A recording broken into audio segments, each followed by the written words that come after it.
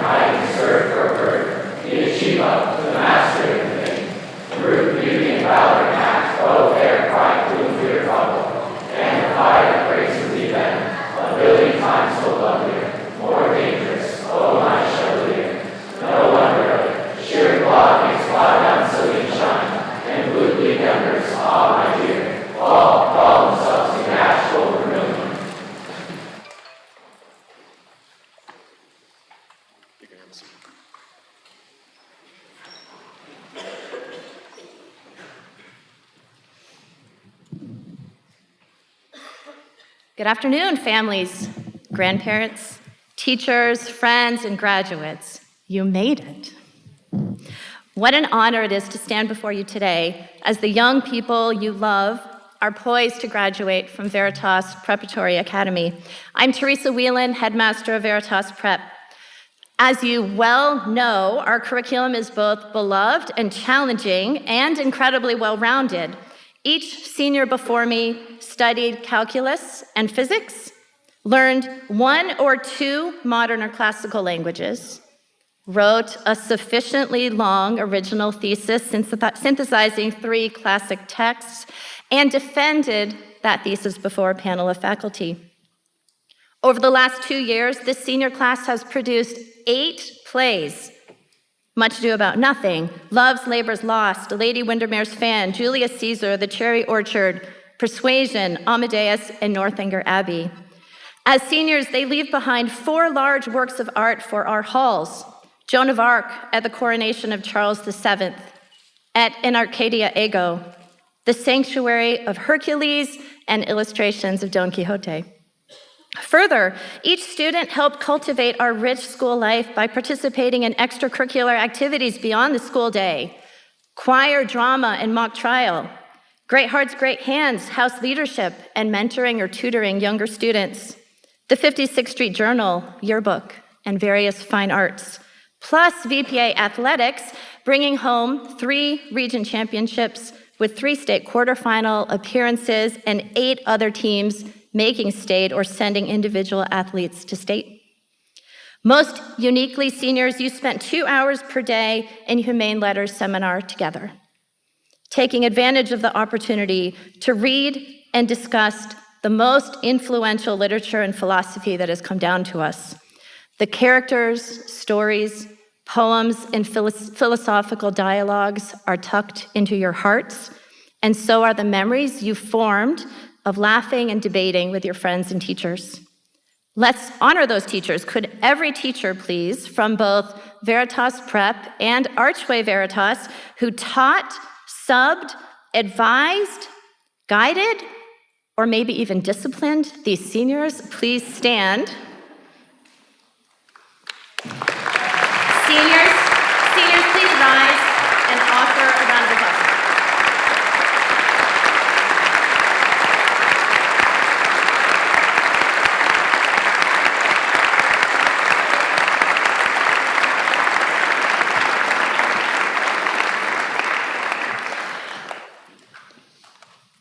Seniors, our aim over these years has been, in partnership with your families, to guide you in forming your desires to be good, to know the truth, and to love the beautiful. Your families bravely sent you to this school, desiring this unique experience for you, and they certainly encouraged you along the way. Could every parent, guardian, aunt or uncle or grandparent of these seniors please stand, and then seniors, can you stand and show them some appreciation?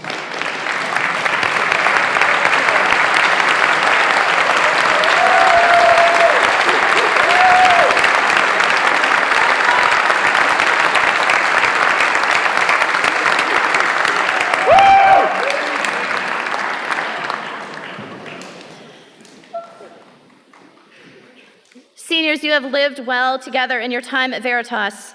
With some bumps along the way, you have grown in your appreciation for each other as authentic friendships directed toward the good have matured between you. Over time, you will come to appreciate even more fully the fruits that these years of work, both painful and joyful, will produce in your lives.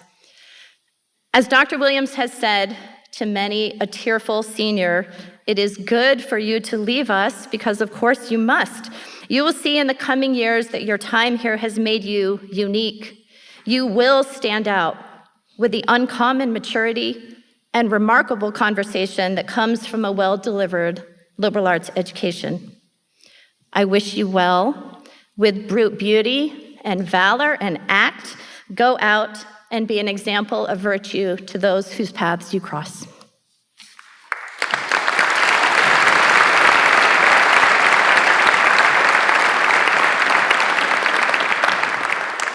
I'm pleased to introduce our commencement speaker for this afternoon, Dr. Jeffrey Bilbrow.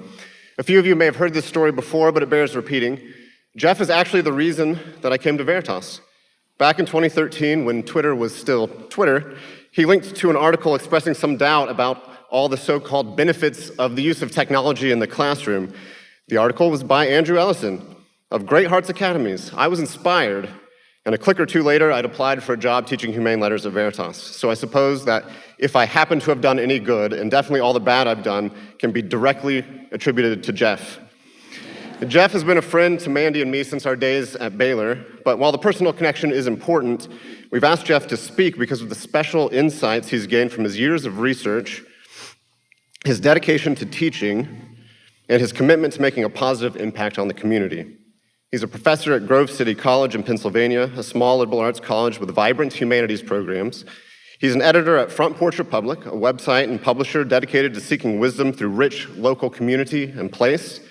He's the author or editor of several books, including books about the liberal arts, about Wendell-Berry, and about even the news. He's incredibly well-read, well-versed in our literary and philosophical heritage, and he brings this knowledge to bear on contemporary issues of culture and media. I'm happy that we have the chance to hear from him today, and that he decided to spend his Memorial Day weekend with us. If he weren't here, he'd probably be fishing with his lovely daughter Hannah and his wife Melissa to kick off the Northwest Pennsylvania summer. Please welcome Dr. Jeff Bilbrow.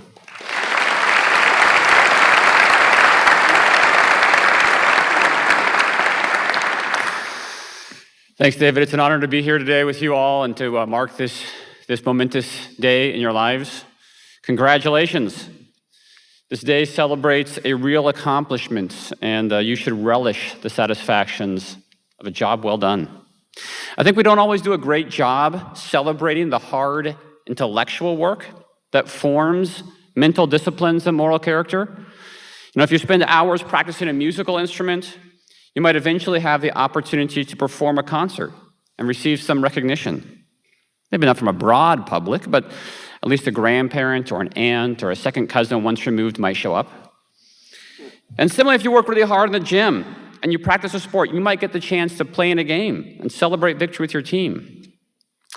But we don't have a lot of occasions for honoring the achievements of intellectual practice.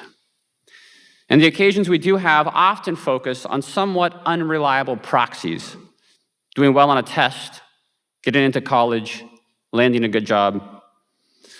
So I hope that you receive your diplomas today as a public token of the hidden, difficult, formative work that you've undertaken during your years here at Veritas. Yet even as you receive just recognition today, I want to challenge you not to anchor your identity in these kinds of external tokens of success. Right now, you're brimming with optimism and perhaps a bit of trepidation about plans for higher education, summer travel, or a good job. And yet, as I'm sure you also know, your futures will not unfold how you expect. You began high school during the strange days of COVID, if you remember those days, and you've had plenty of experience with unexpected challenges. So as you transition into life beyond high school, you will not always get the rewards that your work merits. And you will almost certainly experience career setbacks, life tragedies, and humiliating failures. But it's in these moments that the true value of the intellectual and moral disciplines you've cultivated will be revealed. If you were just memorizing facts to parrot back on a test or getting a credential to impress your boss, then the learning won't have much value when these rewards are stripped away. I've experienced this uncomfortable stripping away several times, but maybe most notably 4 years ago when one summer day, out of the blue, I was told that my position at a college was being eliminated because of a declining enrollment. Tenure, publication record, good teaching evals, all these external tokens of success suddenly counted for nothing. And for the next several months, we went through a season of uncertainty, not knowing where we might need to move or what kind of work I might need to take. But this season reminded me that when the external benefits of a diploma are taken away, the intrinsic value of the education that it represents is revealed. Hence my question for you this afternoon. How has your intellectual practice prepared you, not just for success, but for failure? Sorry if this is a bit of a downer on your celebratory day, but I trust that your education at Veritas has, in fact, prepared you to fail well. Maybe you've encountered folks like Boethius, whose brilliance enabled him to ascend the political ranks of the Roman Empire at a young age. But his stand against corruption caused him to go from advising the king one day to sitting in jail the next, awaiting his execution. And what did he do? He responded to this failure by imagining a conversation with Lady Wisdom and writing the most read book in medieval Europe. Or maybe you've read Dante, who was a rising star in Florentine politics when an abrupt shift in fortune led his party to be exiled. Dante never returned home, but he responded to his career disappointments by writing some of the most glorious poetry ever composed. Or maybe you've read Milton, whose life was going great until his wife left him to return home to her mom. In response, Milton wrote pamphlets arguing for the legitimacy of divorce and tried to marry another woman. Despite these rather strange methods of seeking to reconcile with his wife, they did eventually get back together. Don't take dating advice from Milton. But a few years later, his wife died in childbirth. Then his second wife also died in childbirth. Then Milton went blind. Then the revolution Milton supported ended in disaster. Nothing was going right. So what does Milton do? He writes an epic about the origins of evil in the world and the possibilities for faithful, loving work that nonetheless remain open to us. By now you might be thinking that what I mean by prepare for failure is prepare to write a great work of philosophy or literature that will be read centuries after you die. But know that each of these three was thwarted in his actual ambitions and responded to disappointment by making something beautiful and totally useless. They weren't writing these books as the next step in their youthful career plans. They were writing them out of a love of truth, goodness, and beauty. Perhaps an example that will cast this dynamic into sharper relief would be Babette's Feast, a story by Isaac Dinesen about a woman who was a renowned chef, but was also on the wrong side of a revolutionary conflict in France. When her political hopes were dashed, she fled to a rustic village in Denmark, and there she labored in obscurity, seeking to cook the best meals possible for an unappreciative community. When she wins the lottery and can make a new life for herself anywhere, she instead spends all of her winnings and all of her culinary skill on the most exquisite meal imaginable and serves it to these rural peasants. Why? Because she is an artist who has learned to find her highest reward in making beautiful food and not in any external rewards that such craft might bring. All of these people responded to setbacks with grace because they were pursuing the internal rewards of intellectual or artistic work. They were after wisdom, virtue, and beauty, rather than public accolades or cushy careers. And so even their bad fortune, as Lady Philosophy tells Boethius, offered good instruction. If you aspire to this sort of success, not the fickle public success, but the intrinsic satisfactions of intellectual, moral, or artistic excellence, then I would challenge you to follow the advice of the poet Wendell Berry. In one of his most famous poems, Berry responds to our culture's tendency to value people on the basis of their economic productivity or their consumer habits by offering some counterintuitive counsel. Friends, every day do something that won't compute. This advice might worry your parents. Why is this guy telling my teenager to do odd things? But Berry's point, at least in part, is that the most valuable and necessary work often receives scant reward. It isn't recognized. So if you can learn to do such work, whether or not it counts, you will flourish and you will contribute to the flourishing of others, despite the setbacks and the failures that will inevitably come your way. Doing things that don't compute is, by definition, weird.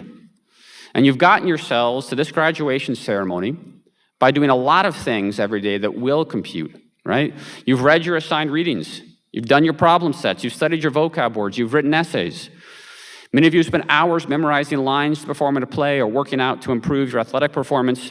You understand that if you want to achieve a particular goal, you have to do the things that are necessary to help you reach it. You do the things that will compute. That's good.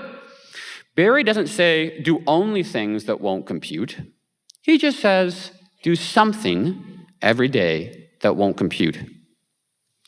Now, admittedly, some things that don't compute are just plain dumb. Okay, Odysseus hanging out in a giant's cave, hoping for a swanky guest gift. Augustine stealing pears with his friends just for kicks. Frankenstein leaving his wife alone on their wedding night. Don't be foolish, okay? But some things that don't compute bring about the deep internal rewards that will see you through the ups and downs of an unpredictable life. And as graduates of Veritas, you have some experience doing odd things. Your teachers have not treated you as Mr. Gradgrind, a Dickensian teacher treats his students. Mr. Gradgrind stands before his class as a kind of cannon loaded to the muzzle with facts and prepared to blow his students clean out of the regions of childhood at one discharge. No. As Veritas students, you have not been battered to smithereens with a broadside of facts. You have been invited to do things, often things that seem quite weird. You have studied Latin. How pointless. You've read a bunch of old books. How irrelevant. You have even memorized passages from Dante in Italian. That is bizarre, okay? But you've experienced how sometimes these kinds of activities with no obvious or immediate use can nonetheless be deeply and intrinsically rewarding. They can form you into the kind of person who can thrive no matter the vicissitudes of your career or the disappointments of your life. The examples that Berry gives in this poem, examples of good things that don't compute, follow in this vein. Here's a sampling. Love the world. Work for nothing. Love the Lord. Take all that you have and be poor. Love someone who does not deserve it. Ask the questions that have no answers. Plant sequoias. Be joyful, so you have considered all the facts.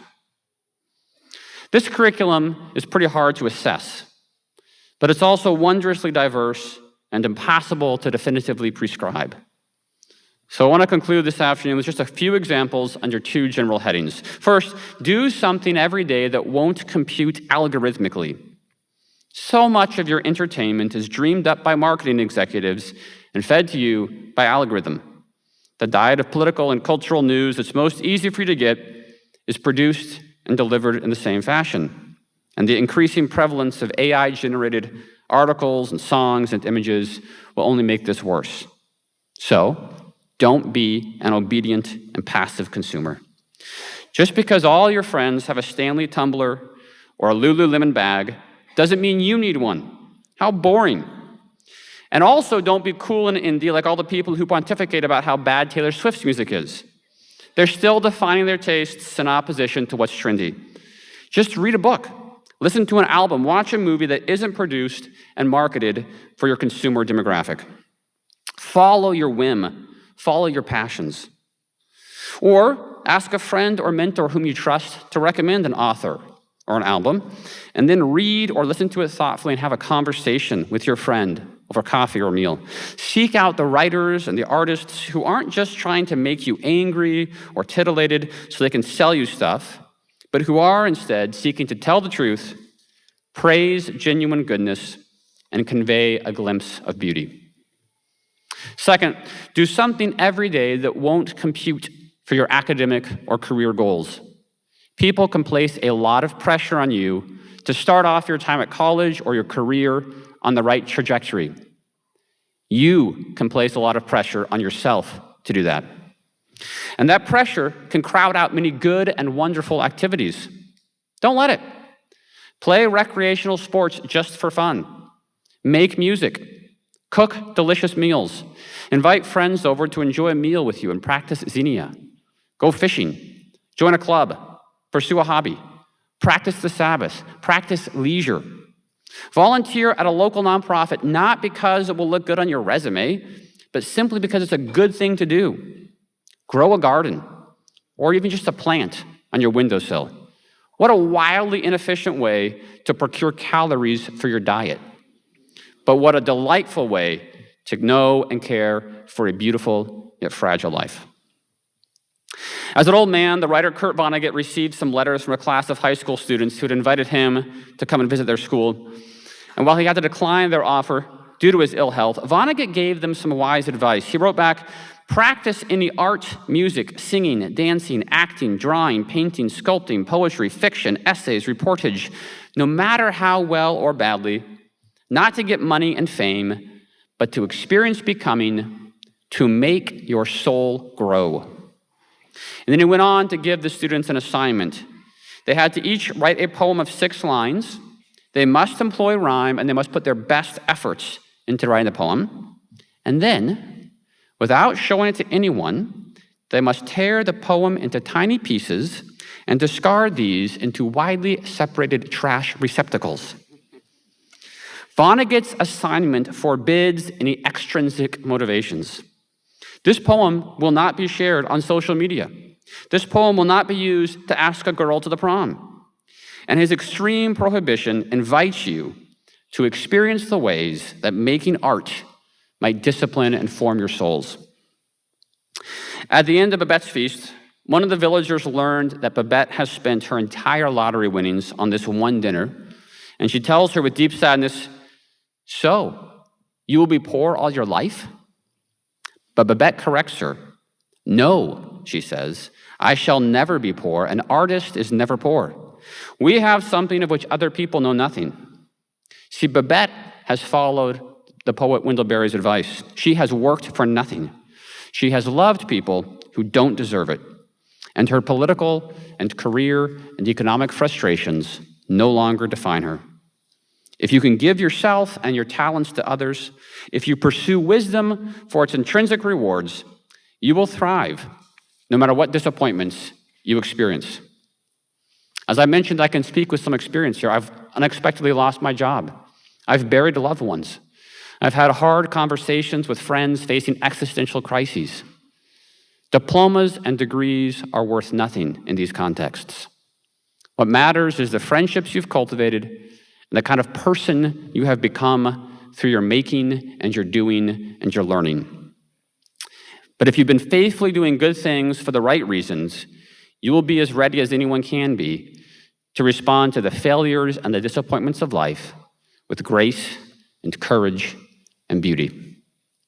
So, graduates of the class of 2024, congratulations. Congratulations for your real achievements, not the good grades you got, or the good college you're going to, or the good job you've landed. Congratulations for the good souls you've been forming at Veritas by doing something every day that won't compute. Keep it up.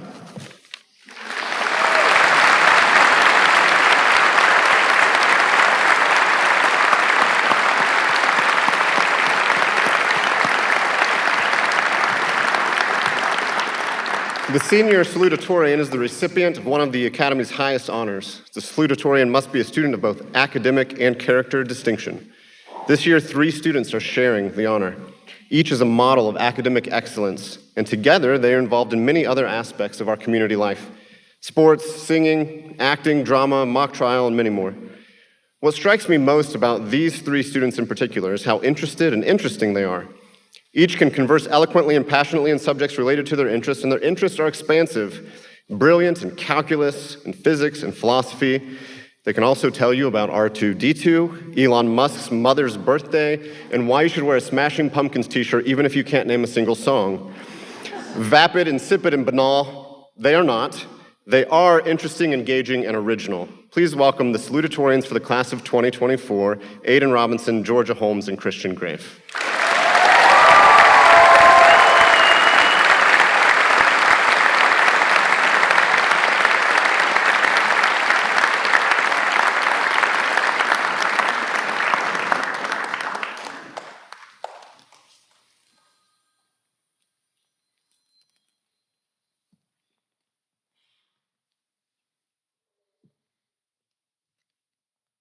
It's actually sort of ironic that I'm standing here before you all today.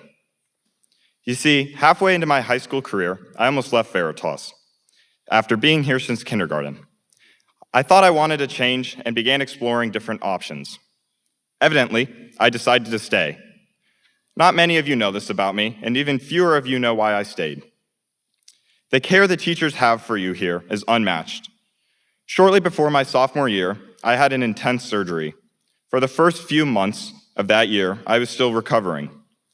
I distinctly remember visiting Dr. Neidiger during Lyceum one day, as I had questions on an upcoming test. She oversaw the courtyard during Lyceum, which, if you don't know, always had volleyballs and footballs launching all over the place. During this particular Lyceum, I noticed her eyeing whatever obnoxious game was occurring behind me. Not long after, she asked me to switch spots with her so that she could attempt to block any ball from hitting and potentially hurting me. This memory, as well as many others, stayed with me as I debated whether to stay or leave. It was a stark contrast compared to the other schools, which came across as cold, robotic, and manufactured. Veritas was different. The last 2 years of high school have left me confident I made the right call.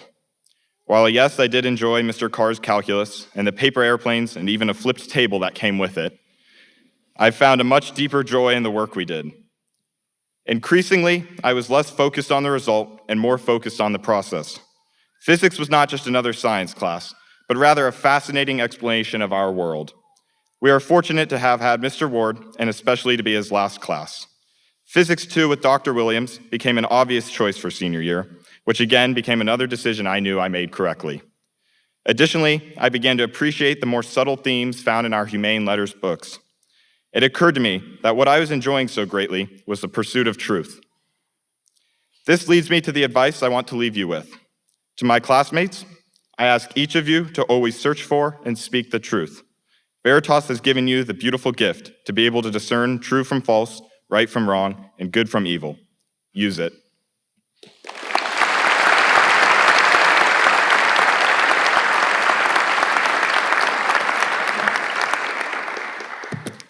Good afternoon, teachers, staff, friends, families, and of course, the Veritas class of 2024. Thank you all for coming here today to share this special moment with us. My name is Georgia Holmes, and it is my honor to be speaking before all of you today.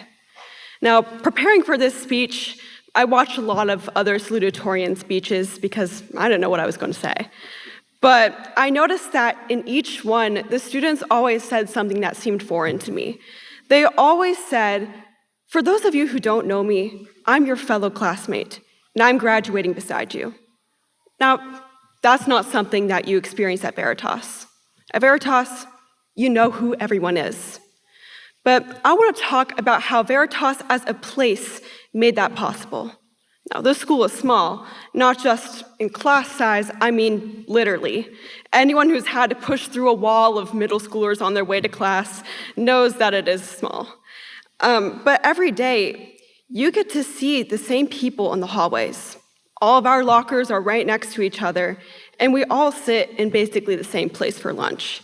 And for such a small place, Veritas holds a lot of memories. 28 of us started our journey in the same place, Archway Veritas. We are the very first class to go from kindergarten all the way to senior year. We grew up together in the same hallways, classrooms, and playgrounds. We went from arguing over who was it in a game of cops and robbers to the wording of the definition of happiness in humane letters. As we grew up, we saw the school itself grow up as well, including the building. As we began to actually be able to read, the Archway Library began to actually have books. As we began to play more sports, the football field and the sad excuse for a track came into existence. And as we grew as people, the place around us grew in opportunity. Now, another place that grew with us is the Veritas Library. Now, that's a place I know all of you are familiar with. It's in the middle of our cafeteria. However, none of us really use it. But I remember that during one of those few rainy days that we get here in Phoenix, we did have a very interesting lunch in the library involving a mock presidential press conference where we all got to laugh and make jokes together to the disappointment of Mr. Dick, who we did not know was in the room. And for those of you that didn't know, the library used to be our gym before we actually had a gym. But thankfully, we've moved on from that dark period in history, and we have the Van Brunt Gymnasium, where our sports teams, such as basketball, trained for some very successful seasons, and where the senior boys destroyed the juniors in Powder Buff. And of course, we have all sat through many long and boring assemblies that make your back hurt from sitting, and hopefully this one's not the same. Now, if you really want to get to know someone, you have to travel with them. In DC, as the Nadigers shepherded us across the city, we had the opportunity to get to know each other better. I know that most of us had at least one interesting conversation with someone that they did not expect that they'd become friends with. We left DC with new friendships and a new understanding of each other that we just did not have before. But there is one more place that I want to talk about. The place that we're all gathered here today. In this place, we celebrate the end of our lives at Veritas. I ask that you take a look around and remember the people sitting next to you, as we may never all be gathered together in the same place again. Now, the future will take us to different places, but we all shared the experience that we had at Veritas. I hope that wherever you go, you try to look back on your years at this school fondly. Treat your experiences here as a lesson that can guide you forward in your future careers, and to always remember your friendships here. Thank you. I wish you all the very best.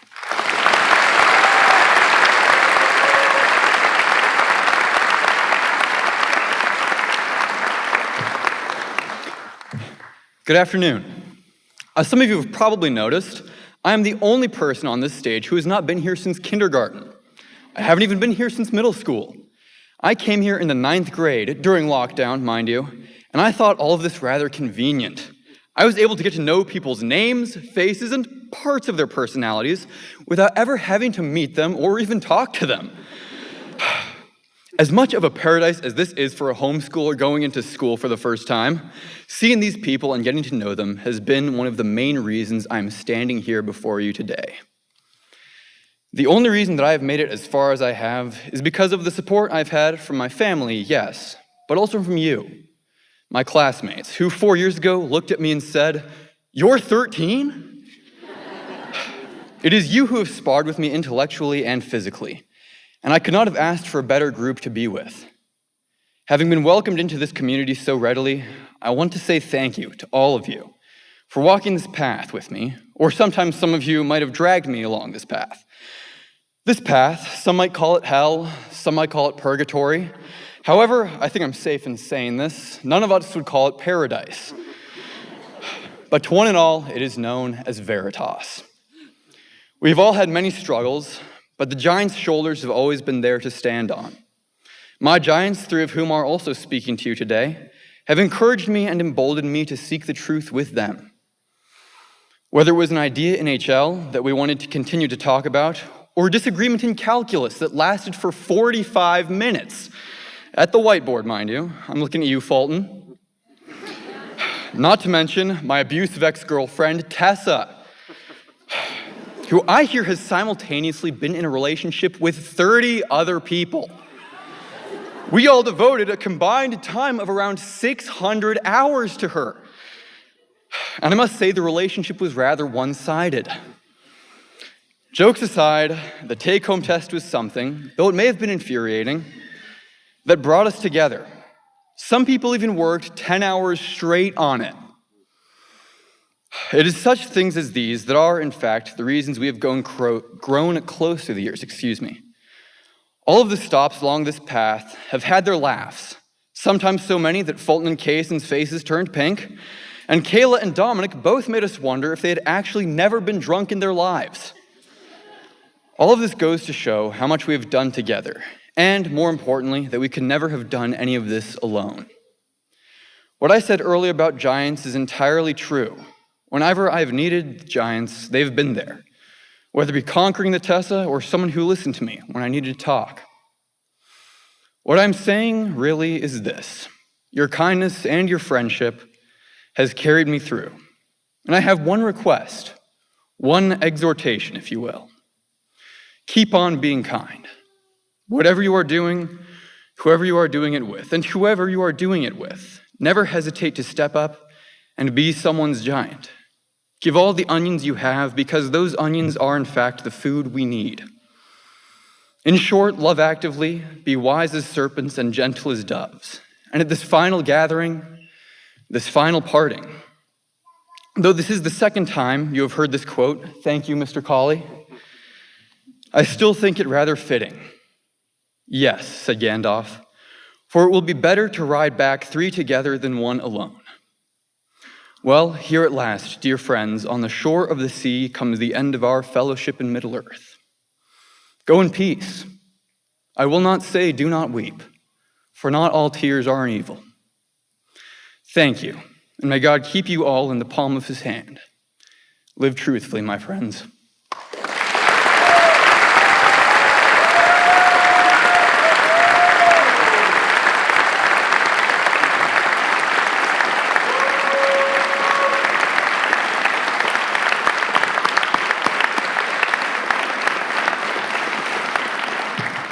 The valedictorian is the recipient of the Academy's highest honor.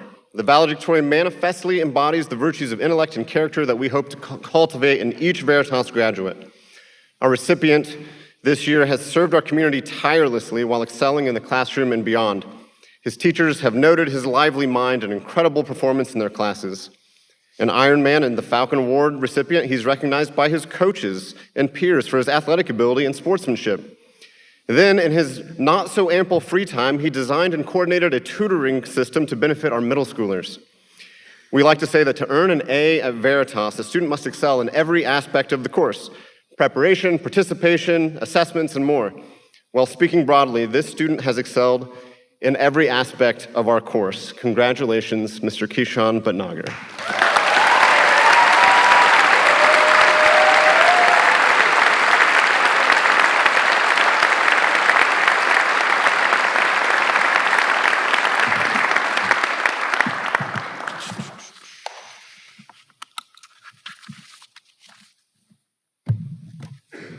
My fellow Americans, as I'm sure many of you know, we are the first Veritas class to go all the way from kindergarten to 12th grade. That is a really long time to spend almost every day at 56th Street in Thomas. I mean, it feels like most of us could probably drive in our school's parking lot with our eyes closed and still be better than half the parents who drop their kids off. But by being the first class to go all the way through, those here since kindergarten and everyone who's joined along the way can truly attest to the full Veritas experience. Now, I mentioned Veritas experience because most people seem to want to leave during middle school and high school for a more traditional middle school and high school experience.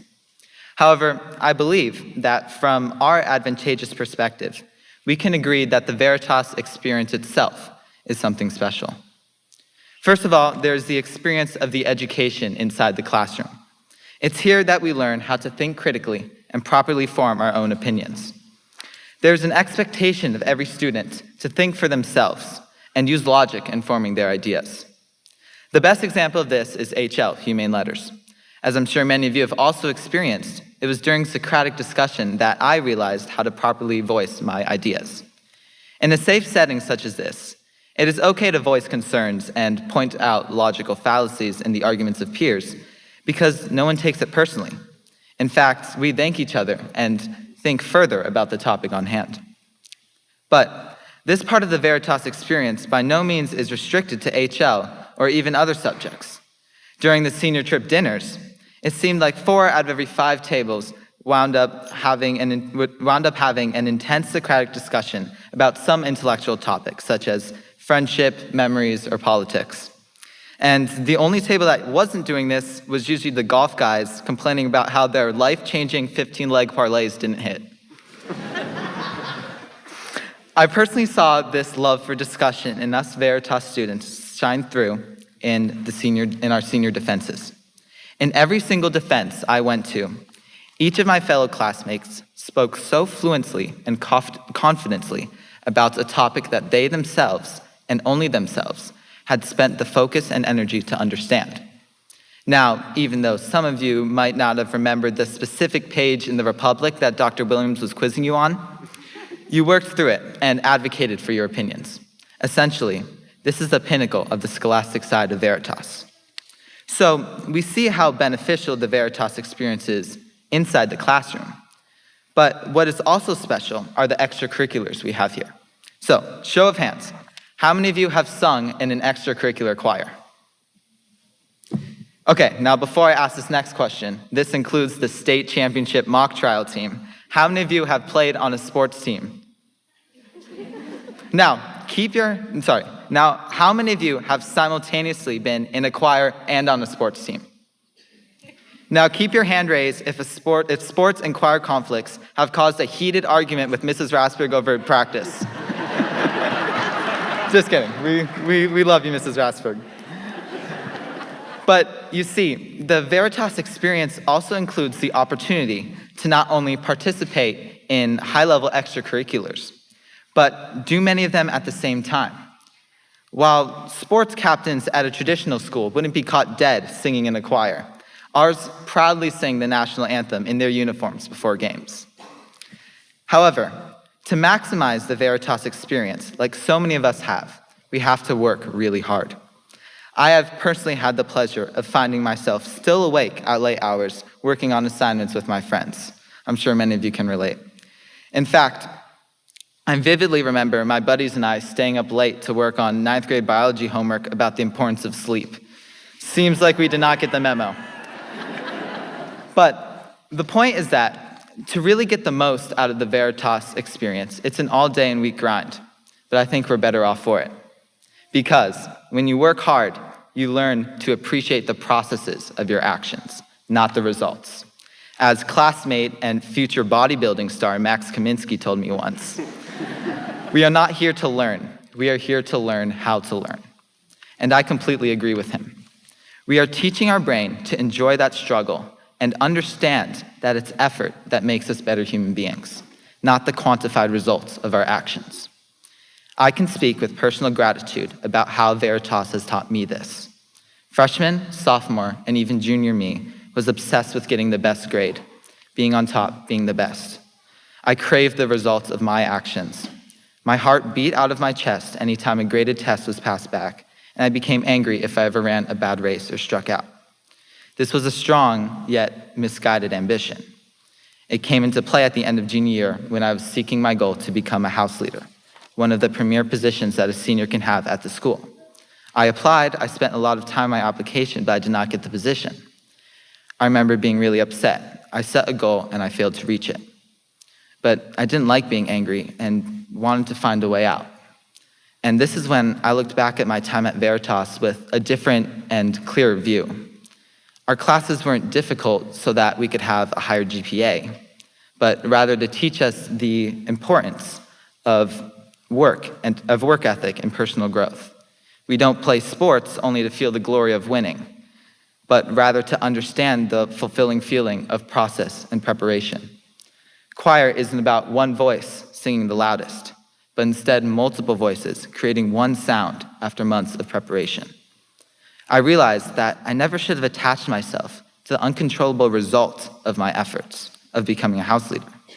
Instead, I should reflect on my process leading to the result, acknowledge any issues, then feel content that I did the best I could. And this is what I did. So after looking back over my application and making a few notes, I felt at peace, which allowed me to look forward to future opportunities. And this overall and necessary lesson is one that has stuck with me and allowed me to thrive throughout senior year. When Mr. Nediger approached me about the opportunity of organizing a tutoring program, I seized that opportunity with a now properly directed ambition towards making the preparation for the program the best it could be, and not letting failure affect me emotionally. Even in sports, I recognized when something did not go as planned and felt the humility to address issues in preparation for our next at-bat or race. And so this is what I believe is the most unique part of the Veritas experience. Here you have the ability to fill your schedule up with exciting and fun activities while being taught at a high level. But it takes wisdom and preparation to seize these opportunities and get the most value and enjoyment out of them. And I wholeheartedly believe that as a class, we did this. We have a lot to be proud of inside and outside of the classroom. We had an extremely successful sports season with multiple region championships, seniors on first team all regions, and even a few athletes committed to D1 schools. We had a record-breaking 32 seniors in extracurricular choirs. Teachers have also remarked that our class carried ourselves with not only unwavering curiosity, but a maturity to operate at a level above our age. So, as we hear from the class of 2024 one more time, how about we reveal some of the secrets that we've learned throughout the journey? So, number one, you can reference pop culture in HL as long as you're theoretically talking about living in a pineapple under the sea. For those of us that went in it, there are in fact ice cream machines and bouncy houses in the faculty lounge. Shout out to my gold level peer tutors. 3, none of us guys look good in shorts. Except for Mr. Nediger. 4, ChatGPT may be the root of all evil, but it pales in comparison to the beautiful and logistic writing style of Veritas students. But 5th and foremost, this Veritas experience we have gone through works. It has developed us into virtuous people who understand the importance of truth, beauty, and goodness. And now we have the opportunity and duty to spread this understanding to the rest of the world to further better the people around us. Thank you, and I'm really going to miss you all, and I hope we can enjoy our company for one final time. Best of luck, class of 2024.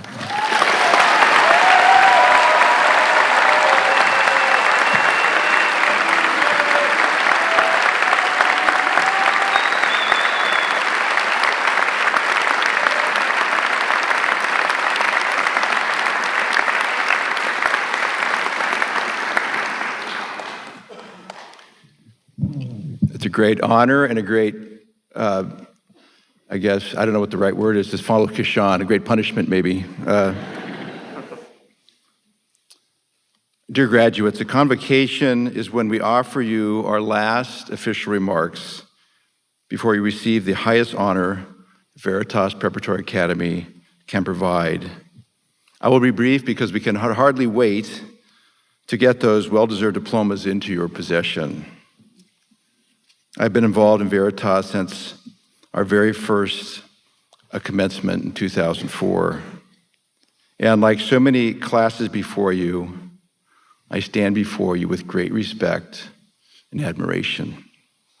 It doesn't matter where you started, even though you found that a number of these speakers started as kindergartners. 13 years of a Great Hearts education in the same building with 28, for some of you, with 28 similar with their fellow classmates, was really quite an experience. I don't want to embarrass you, but will those 28 students please stand up?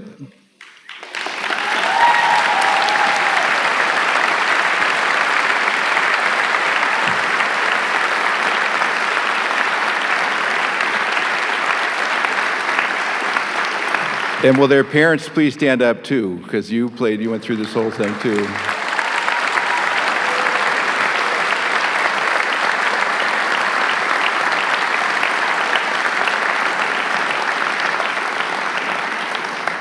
It really is amazing, and congratulations. So students, 25 years ago, before any of you were born, a few longtime friends with kids had a dream to see their children provided with the best education available. An education that opened their children's minds and hearts and souls to all kinds of new possibilities around truth and beauty and goodness, teaching them to think, to live virtuously, to love beauty, to become great citizens, and to have as their instructors and school leaders incredible people like those sitting behind me. Along with the great thinkers and artists and leaders who prepared and built the foundation of what we now recognize as Western civilization. And once enlightened, to be confident enough to speak about it, discuss it with their peers, to do things like sing in public, allow others to see their artwork, compete excellently on the field and court, to perform on stage, and on and on. It seemed like a dream almost too big to embrace, too magnificent to pursue. Really more of a prayer or a dream than a dream or a wish. I want you to know, graduating class of 2024, our first cohort with members who have been here since kindergarten, that your graduation and education over these last years is evidence that that prayer has been answered. Like many firsts in life, there are certain things about this class that are very vivid in my memory. Although I haven't memorized the Midnight Rite of Paul Revere, even though I've heard it all in part hundreds of times, I do remember like it was yesterday when Mrs. Opitz sent home a video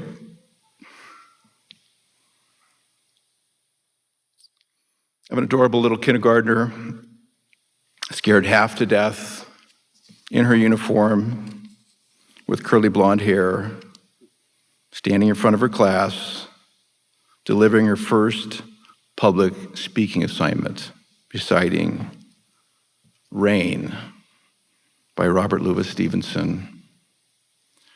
Rain is raining all around. It falls on field and tree. It rains on the umbrellas here and on the ships at sea. With poems like that, your education began.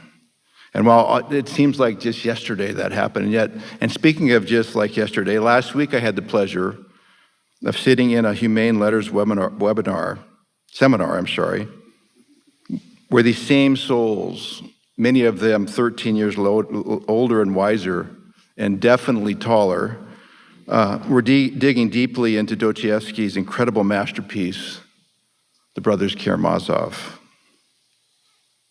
What a gift you who were in that room gave me that day. Especially you, obviously, Christina, and some of your friends who I've come to know and love over the years. Gwen and Caitlin and Lizzie were all in there. Thank you. I will not expand on the many other amazing memories that have come along the way for all of us parents, but I will tell you, you have created many great memories for us. And hopefully our memories together will not end here. About this time last year, I was blessed with a glimpse of where you were heading. 2 Veritas graduates from early graduating classes, now out of college and starting their careers and families, reached out to me to see if they could come to my office and pay a visit. We spoke about faith and family, about finding balance in a life of in a topsy-turvy world like Dr. Bill Brough talked about, and combating common issues facing young professionals and young families trying to carry their virtues into the marketplace and into their communities. I was almost overwhelmed at the foundation they were standing on at such a young age, especially knowing as they did, that foundation was formed with their family, of course, but significantly strengthened and fortified during their years here at Veritas.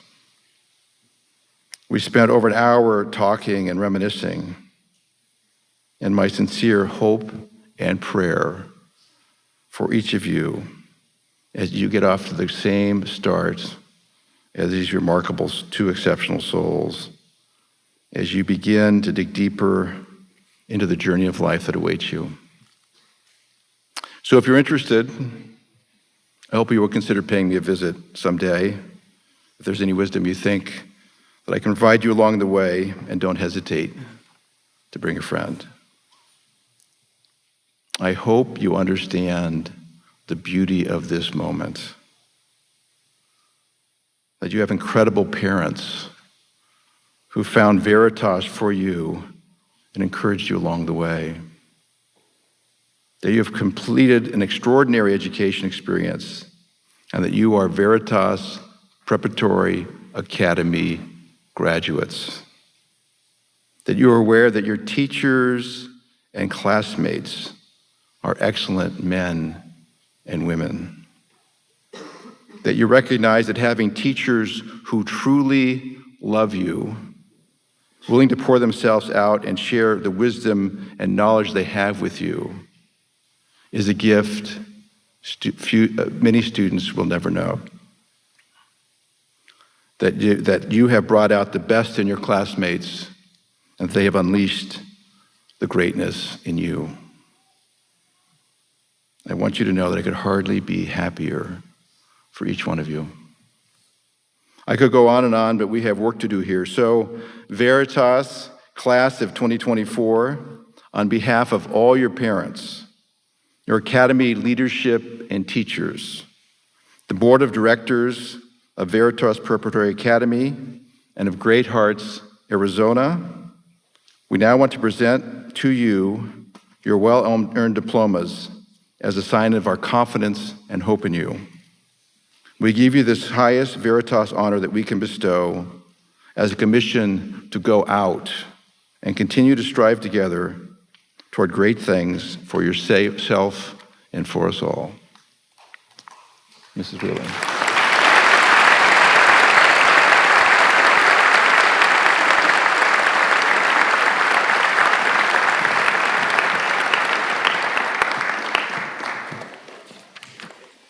We will now begin the conferral of diplomas. Anafsi Alamayo Balcha.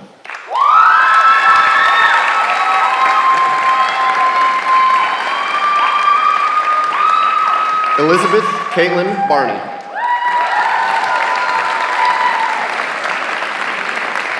Jared Timothy Barrett.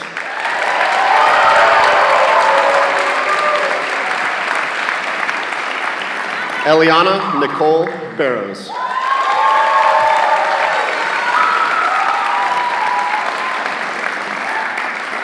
Kishan Siddharth Bhatnagar.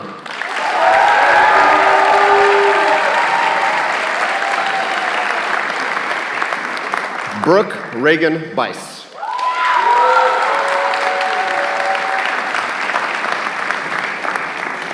Audrey Jean Bittekoffer.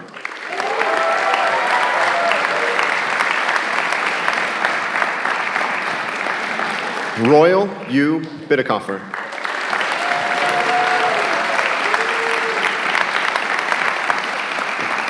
Lola Jewel Branch.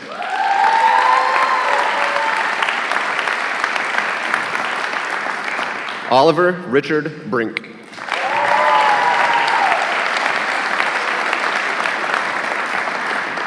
Reagan Olivia Brotherton.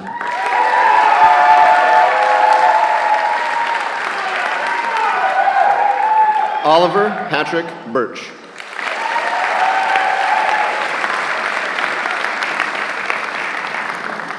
Valerie Christine Cadillo.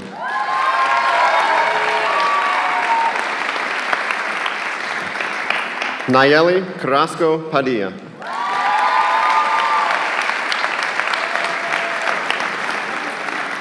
Jazz Malia Cobb.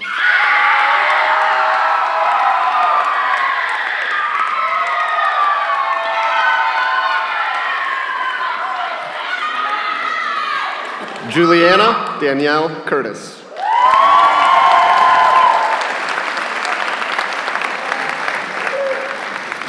Elvie Rose Eaton.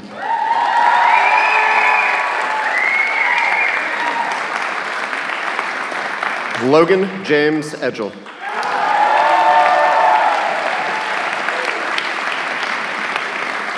Nicholas Darian Espinosa.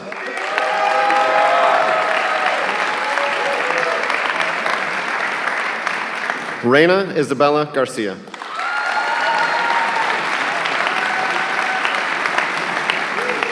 Erica Nicole Gassimi.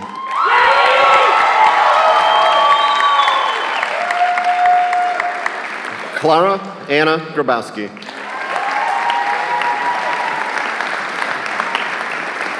Christian William Andrew Grafe.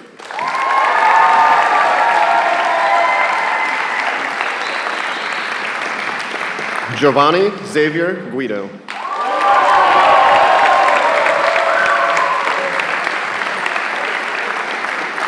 Osmar Daniel Gizar.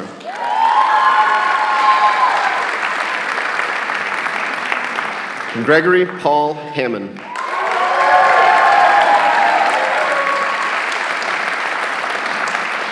Cruz Sebastian Hastreiter.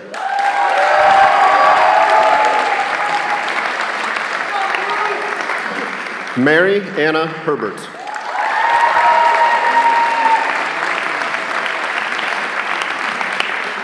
Georgia Grace Holmes.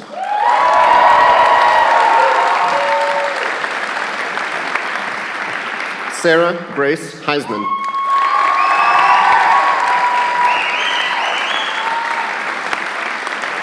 Alyssa Grace Jenkins.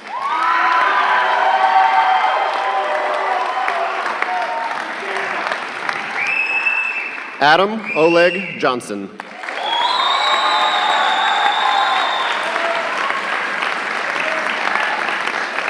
Gavin Green Johnson.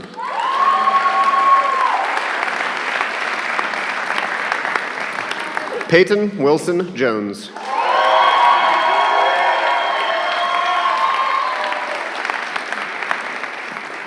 Gwendolyn Shawn Kyness.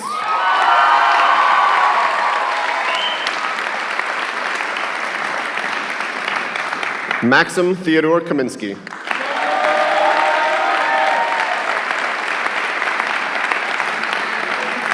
Bo Daniel Knirk.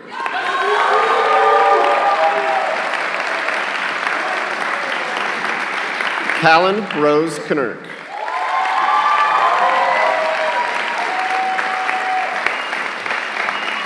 Aubrey Michelle Klain.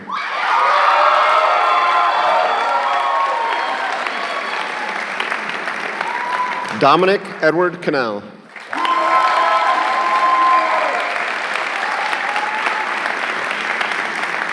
Kason Drake Lentz.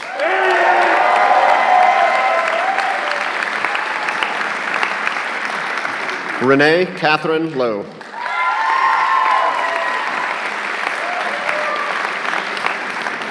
Madeline May Lucas.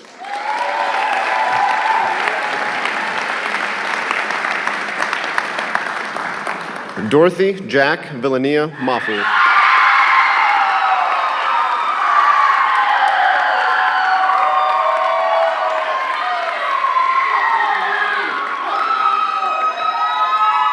Ethan Varghese Matthew.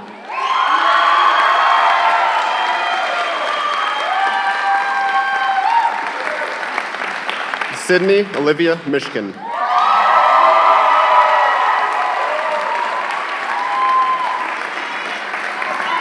Madeline Whitesides Mitchell.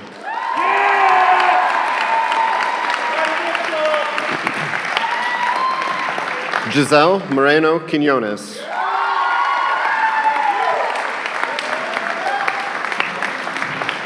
Christina Marie Mulhern.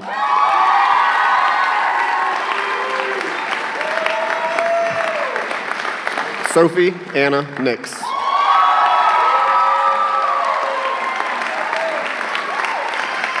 Elizabeth Ophelia Ortega.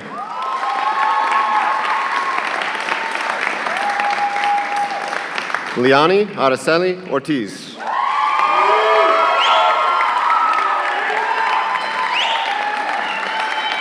Natalia Ramona Ortiz.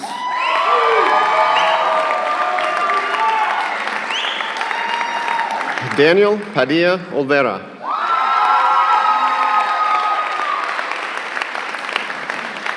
Kayla Lisbeth Paez Baltazar.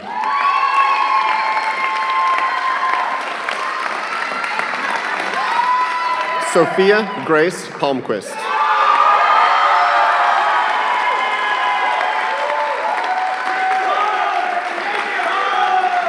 Lily Ray Paulsel.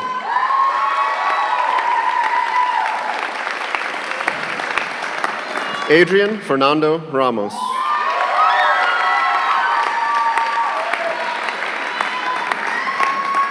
Henry Martin Rathsberg.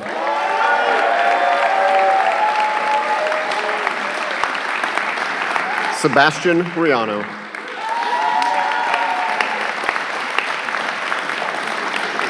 Aiden Christopher Robinson.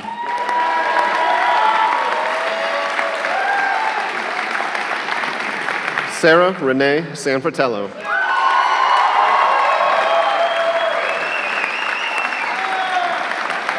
Julia Carmen Siekman.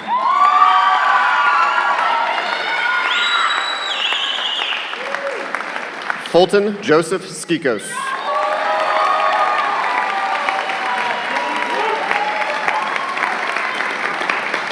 Caitlin Kamora Sosa.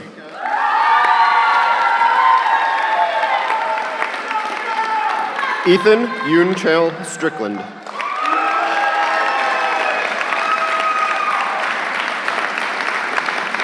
Jude Thaddeus Tawney.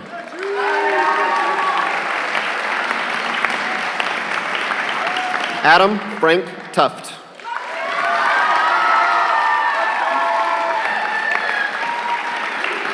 Mason Julius Twist.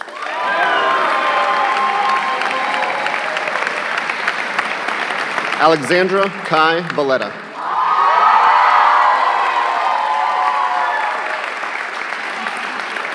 Ian Thomas Wall.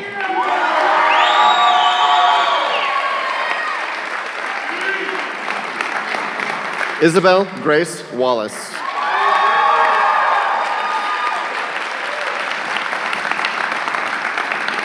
Claire Teresa Wieland.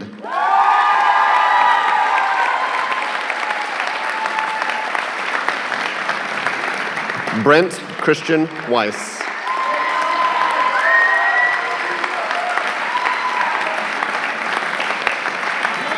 Paul Leroy Whitley.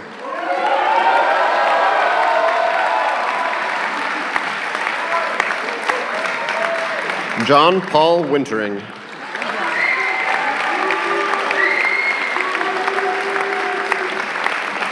Isabella Cecilia Wong.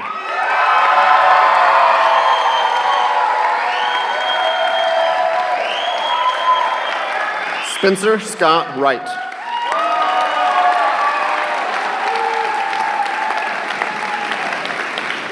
Daniel Ahmed Youssef.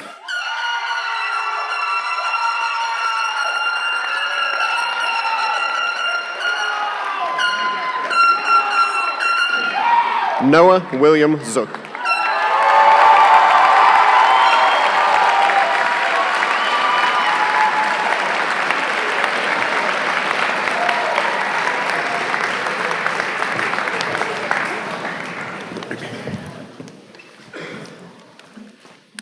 Veritas Preparatory Academy class of 2024, please stand. You may now move your tassels from right to left, signifying what you've accomplished. Congratulations.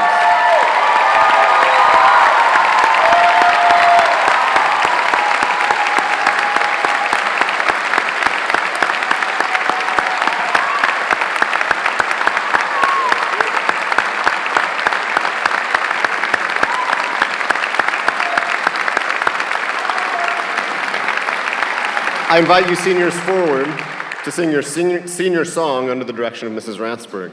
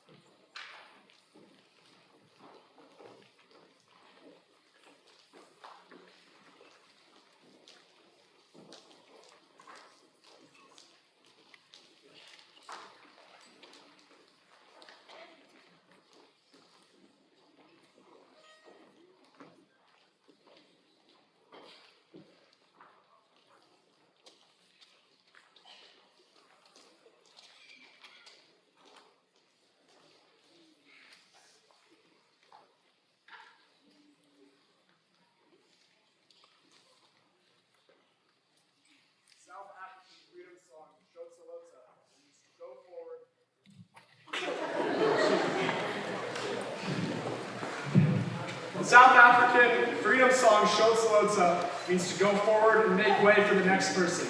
Our soloists today will be Keyshawn Bhatnagar and Dominic Cannell, and our percussionist is Dr. Sonia Branch.